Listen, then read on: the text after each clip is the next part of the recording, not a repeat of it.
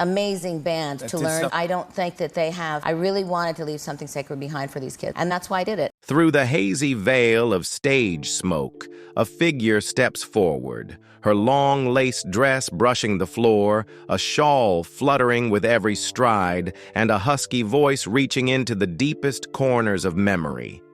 This is Stevie Nicks, the woman who turned herself into a living symbol of American rock.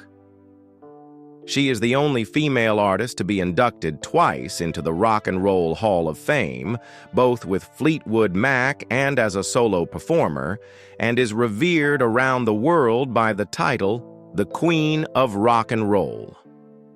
But behind the lights and the timeless melodies lies a story full of contradictions, an artist worshipped by millions, yet trapped in a cycle of addiction, internal conflicts, and tempestuous romances.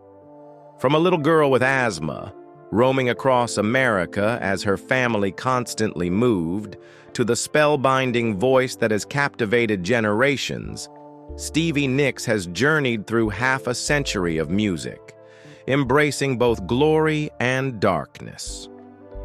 This is the journey of a legend, where beauty and pain walk side by side, and every song is a still-beating fragment of her own heart. Early life.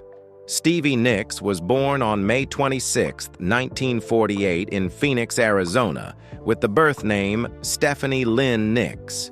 Her father, Jess Nicks, was an executive in the food industry.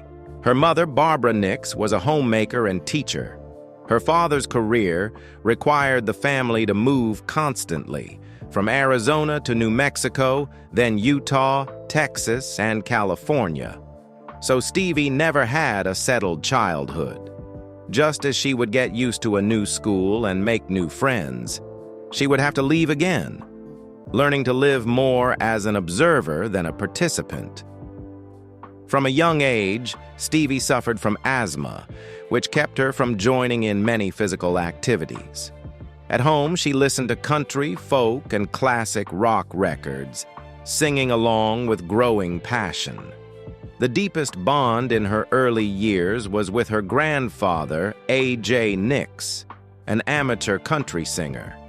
Even when Stevie was little, he would let her sit beside his wooden guitar, strumming and singing old, worn melodies that carried a comforting warmth. He taught her how to hold a note, how to tell a story through music, and above all, how to sing with her whole heart, even if her voice wasn't perfect. These weren't just music lessons, but moments in which grandfather and granddaughter shared a private world, where music was their only language. When Stevie was 15, he passed away. She said she had lost the one who believed in me more than anyone. And from then on, music was no longer just a passion. It became her way of staying connected to his memory. A year later, at 16, Stevie received her first guitar, a gift from her parents, but to her, it was the continuation of her grandfather's dream. The guitar wasn't new, and its strings were a little worn, but for Stevie, it was like a door to the world she and her grandfather had once imagined. She spent hours in her room practicing, writing her first songs, awkward, often just simple poems set to basic chords, but filled with raw emotion.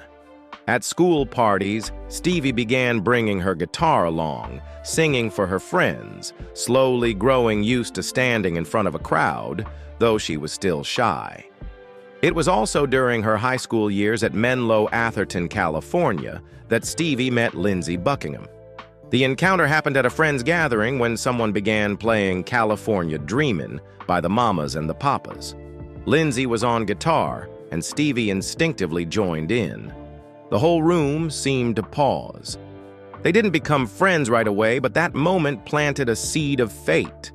No one could have guessed that just a few years later they would be standing together on some of the world's biggest stages, creative partners, and the source of some of the most dramatic chapters in Fleetwood Mac's history.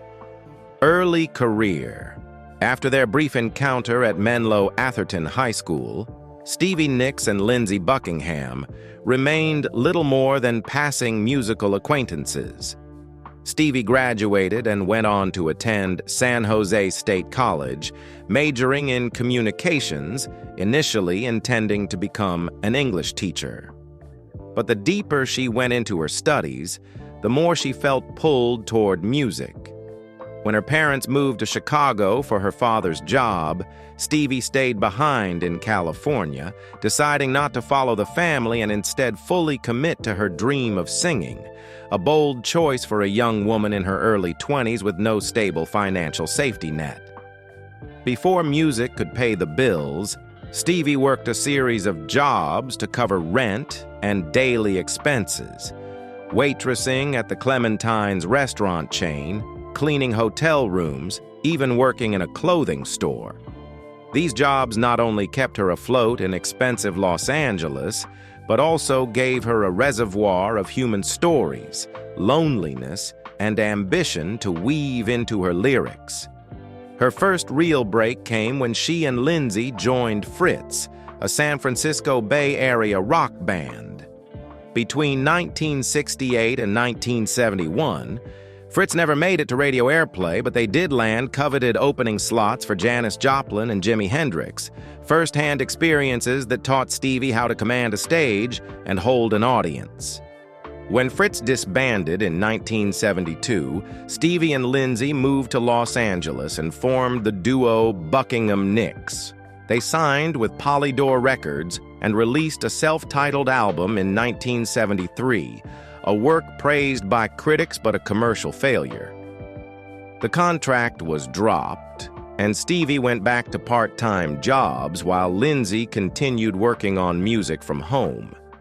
Then, an unexpected turning point arrived. Mick Fleetwood, drummer for Fleetwood Mac, heard Frozen Love from the Buckingham Nicks album while at Sound City Studios and was instantly impressed. He invited Lindsey to join Fleetwood Mac, but Lindsey had one condition: Stevie had to join as well. In early 1975, both officially became members of Fleetwood Mac, opening a brilliant yet turbulent new chapter in Stevie Nicks's life. Career success. When Stevie Nicks and Lindsey Buckingham joined Fleetwood Mac in early 1975, the band's trajectory shifted instantly.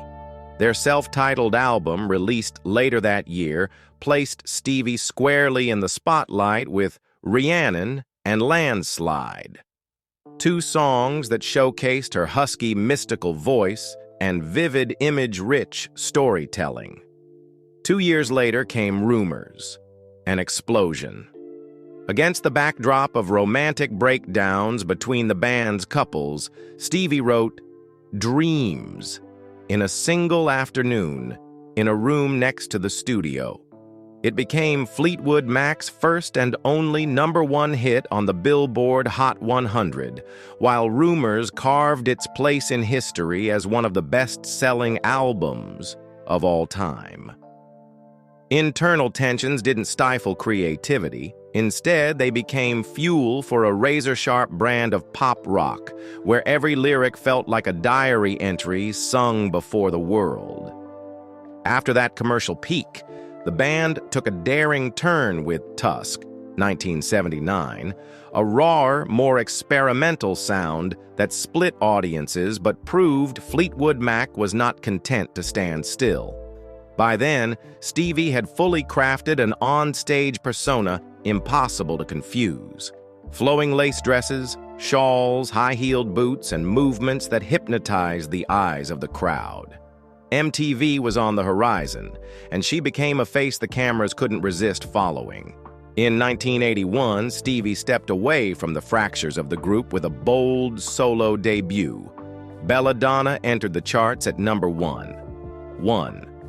Stop Dragging My Heart Around with Tom Petty, and Edge of 17 established her firmly on her own. Her voice at once soft and cutting, her pen able to turn loss into melody. Edge of 17 with its urgent, churning guitar rhythm like a heartbeat, was born out of the twin shocks of John Lennon's assassination and her uncle's death. Grief condensed into music. Her next two albums, The Wild Heart, 1983, and Rock a Little, 1985, carried the momentum as Stevie plunged deeper into the whirlwind of touring, interviews, and the pressures of fame. Stand Back, 1983, marked a rare intersection of pop energy and mystique, inspired by Little Red Corvette, with Prince himself adding his magical touch on the keyboards. It became a pulsing snapshot of the 1980s stage. Back with Fleetwood Mac, Tango in the Night, 1987, returned the band to the top of the charts with a string of sleek MTV-era hits. But beneath the glossy surface, relationships were fraying. Nicks left the band in 1991, closing a golden yet scarred chapter. 6 years later, The Dance, 1997, reunited the pieces, turning nostalgia into living history on stage. Old songs felt reborn, and Stevie, now weathered by the storms, stood secure in a place few female rock singers ever reach. A storyteller whose voice carried the weight of history, yet still held the power to captivate an arena. This was the chapter that defined her career, from contributing vocalist to central icon, from heartbreak ballads to lyrics that endure across generations. Turmoil and shadows. Glory never came alone, and for Stevie Nicks there were always storms brewing behind the stage. Her peak years with Fleetwood Mac were also when her personal life became a magnet for the press. The bitter breakup with Lindsey Buckingham unfolded at the very moment they were forced to stand side by side in the studio recording Rumors. They wrote songs about each other, sang accusations directly to one another's faces, and let millions listen as if witnessing a public love war. On top of that, Stevie entered a brief relationship with Mick Fleetwood while he was still married. This love triangle, along with Christine McVie's divorce from John McVie during the same period, turned Fleetwood Mac into a soap opera playing out on a rock stage. Beyond the intra-band romances, Stevie was surrounded by rumors involving some of the biggest names in music. Don Henley of the Eagles, who once claimed a song of his was inspired by Stevie becoming pregnant with his child and then miscarrying. Joe Walsh, whom she called the great love of my life, but lost to addiction. Prince, with whom a moment of closeness arose after they collaborated on Stand Back.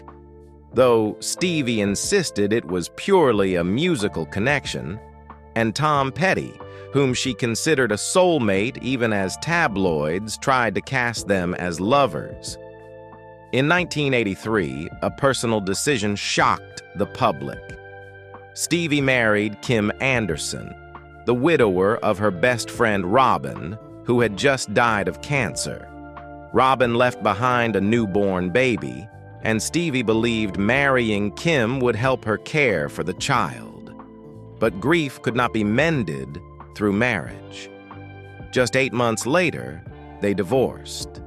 The media called it the strangest wedding in the rock world of the 1980s. At the same time, Stevie was sinking deeper into cocaine addiction. The relentless pressure of touring, songwriting, and fame pushed her use to such extremes that doctors warned the cartilage in her nose had been damaged. In 1986, she entered the Betty Ford Clinic for rehab. Freed from cocaine, she fell into another trap: Klonopin, a tranquilizer prescribed to prevent relapse. Nearly 8 years on the drug left her overweight, depressed, creatively numb, and feeling as though a decade was stolen from her life. Stevie later said Klonopin destroyed her more than cocaine ever had. Her artistic image also became shrouded in controversy. Black dresses, shawls, top hats, and lyrics tinged with mysticism earned her the label of witch. The rumor spread so far that she had to face audiences and state plainly, "I am not a witch. But if you want to think that to make the songs more mysterious, I won't stop you." The mystery became part of her brand, but it also drew attacks from certain religious groups. Even after she left her addiction years behind, Stevie couldn't escape whispers of ongoing conflict with Buckingham. The tension peaked in 2018, when Fleetwood Mac fired Buckingham just before a major tour. Many sources claimed Stevie was behind the decision. She stayed silent on the matter, leaving a haze perfectly in keeping with her persona. Just enough to fuel debate, and just enough to ensure the story would live on in the memories of fans. Personal life. Stevie Nicks never had children, and she has always spoken candidly about how her career, health, and personal upheavals made motherhood impossible. At one point, she considered adopting the child of her best friend Robin, who had died of cancer. But her brief marriage to Kim Anderson showed her that love and the responsibility of raising a child could not be simplified into an impulsive decision. Instead of building a family and having children, Stevie chose an independent, free life, devoting all her energy to music and to herself. Her relationships, whether brief or lasting, all left deep imprints. Lindsey Buckingham was once her great love, her creative partner, and also her fiercest musical rival. Don Henley, Joe Walsh, Tom Petty, and Prince each appeared as a separate chapter in Stevie's unwritten diary. She has never shied away from mentioning them in interviews, yet she never allows anyone to define who she is through those romances. One of the most enduring bonds in her life was her friendship with Christine McVie. Despite persistent rumors of conflict, the two always saw each other as sisters, sharing everything from music to their private struggles. When Christine passed away in 2022, Stevie wrote that she had lost "my best friend in the whole world," a farewell that spoke to a connection far beyond the boundaries of music. Off stage, Stevie has remained fiercely loyal to the bohemian style that became her signature: flowing lace dresses, shawls, top hats, and high-heeled boots. She created a kind of armor for the stage, but behind it is a woman who enjoys solitude, reading, painting, and writing in her journal. Her home is not a lavish palace, but a space filled with candlelight, a piano, and mementos from decades of touring. Stevie Nicks lives between two worlds. One, the whirlwind of audiences, stage lights, and tours across continents. The other, the quiet of a woman in her 70s who knows she has weathered enough storms to treasure every moment of stillness. And it is precisely this duality, both fierce and serene, that has made Stevie's personal life an inseparable part of the legend she leaves behind. Legacy and influence. Stevie Nicks has not only left behind a treasure trove of timeless songs, but also redefined the standard for women in rock. She is the only female artist in history to be inducted twice into the Rock and Roll Hall of Fame, once with Fleetwood Mac in 1998, and once for her solo career in 2019. This recognition marks not just her talent, but her enduring influence across nearly 5 decades of music. With over 120 million records sold worldwide, a host of awards, 8 Grammy nominations, and 2 American Music Awards, the numbers are only the surface. The deeper, more lasting impact lies in how she has inspired generations of younger artists. Florence Welch of Florence plus the Machine has openly admitted that her stage presence is directly influenced by Stevie. Lana Del Rey calls Stevie one of the voices who taught me how to write music like telling a story. Taylor Swift has repeatedly cited Stevie as an icon of independence and strength. Even Harry Styles, belonging to a completely different generation, regards Stevie as his musical godmother. Beyond the music, Stevie's bohemian fashion sense has become a cultural legacy in its own right. Flowing lace dresses, shawls, top hats, and her witch-like stage movements have become iconic images, recreated countless times in costumes, magazine covers, and music videos. For Stevie, fashion was never a fleeting decoration, but an integral part of her artistic identity, a weapon of distinction. Most importantly, Stevie Nicks shattered gender stereotypes in a male-dominated rock industry. She proved that a woman in rock could be more than just a backing voice or a pretty face. She could be a songwriting leader in control of her image and the direction of her career. She never asked permission to be different. She simply was. And in doing so, she paved the way for many female artists to step outside the mold. Stevie Nicks' legacy does not rest quietly in the past. It lives on every time Rhiannon is played at a festival, when Landslide is sung at family gatherings, or when a young artist drapes a shawl over their shoulders and walks on stage with dreamy eyes. She has become part of America's collective musical memory, and that is a legacy no passage of time can erase. Present day. In her 70s, Stevie Nicks still steps onto the stage with the presence and magnetism that have defined her for nearly half a century. Her signature husky voice no longer reaches the highest notes of the belladonna era, but in its place is the emotional depth of someone who has lived through it all: love, loss, addiction, and rebirth. She remains faithful to her bohemian style, flowing lace dresses, billowing shawls, top hats, and high-heeled boots. A declaration that artistic identity is not something time can fade. In 2024, Stevie continued to prove her endurance with her Stevie Nicks Live in Concert North American Tour, launching in Atlantic City in February and running through the summer interspersed with major festival appearances. That September, she released a new single, The Lighthouse, a women's rights anthem featuring Sheryl Crow and Dave Cobb, which she performed on major TV shows such as Saturday Night Live and Jimmy Kimmel Live.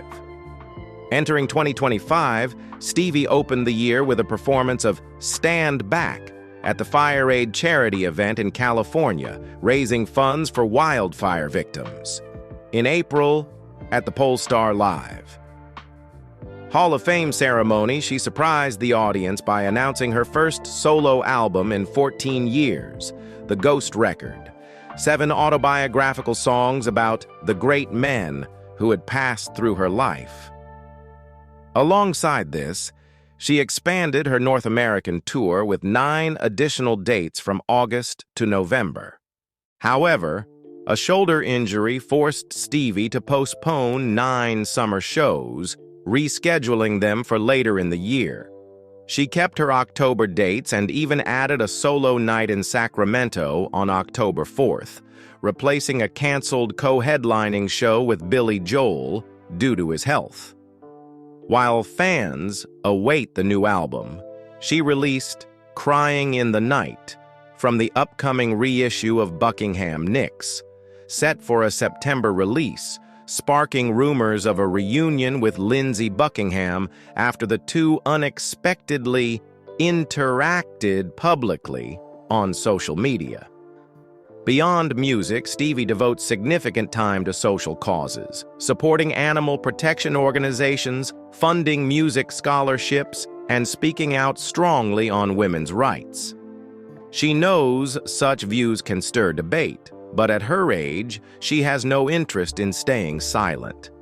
For Stevie Nicks, every time the stage lights come on is another chance to tell her story.